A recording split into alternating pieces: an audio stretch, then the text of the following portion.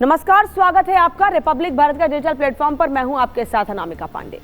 बिहार के पूर्णिया से सांसद पप्पू यादव को लॉरेंस गैंग ने जान से मारने की धमकी दी है, जिस पर पप्पू यादव इतना डर गए कि गृह मंत्रालय को चिट्ठी लिखी और जेड सिक्योरिटी की मांग कर डाली है।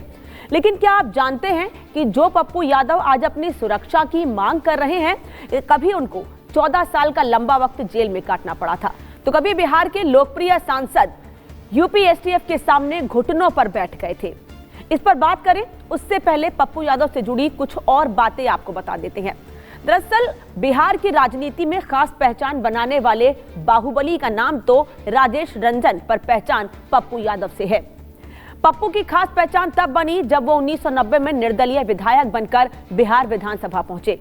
उसके बाद उनका सियासी सफर आपराधिक मामलों में विवाद से भरा रहा, मारधाड़ से भरपूर रहा। तब बड़े बड़े दबंग भी पप्पू से टकराने से डरते थे और बचते थे।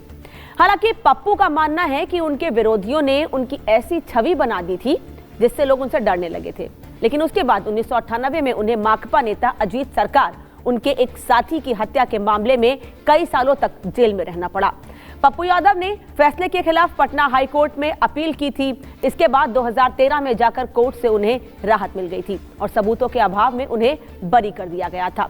लेकिन जब पप्पू यादव ने राजनीति में कदम रखा ही था, उस समय पप्पू यादव का सामना 90 के दशक से बाहुबली श्री प्रकाश शुक्ला से भी हुआ था।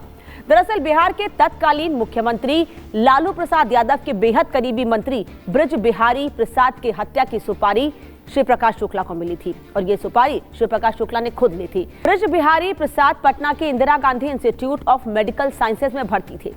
उनकी हत्या के लिए श्री प्रकाश शुक्ला उस अस्पताल में फर्जी एडमिट हो गया था। श्री प्रकाश शुक्ला अस्पताल में रहकर रोजाना ब्रज बिहारी प्रसाद के दिनचर्या की रेकी किया करता था और इसी दौरान बाहुबली पप्पू यादव की सगी डॉक्टर बहन वहां इंटर्नशिप कर रही थी। पप्पू यादव की डॉक्टर बहन रोजाना मंत्री ब्रज बिहारी प्रसाद की बीपी, शुगर और अन्य रूटीन चेकअप चार्ट मेंटेन करने वहां पर आती थी। इसी दौरान श्री प्रकाश शुक्ला की नजर जब पप्पू यादव की बहन पर गई तो उसने उनके हाथों को पकड़ लिया। इस पर पप्पू यादव की बहन ने कहा कि तुम जानते हो तुमने किसका हाथ पकड़ा है? मेरे भाई तक जब ये बात पहुंचेगी तो तुम्हारा क्या अंजाम होगा ये कोई नहीं जानता है।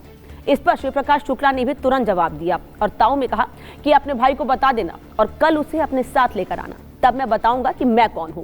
इस दौरान श्री प्रकाश शुक्ला ने पप्पू यादव की बहन से अपना नाम अशोक बताया था। दरअसल सूरजभान सिंह ने श्री प्रकाश शुक्ला को अपराध जगत में अशोक नाम दिया था ताकि उसकी पहचान जाहिर न हो सके। इसीलिए बिहार में ज्यादातर लोग उसे अशोक के नाम से ही जानते थे।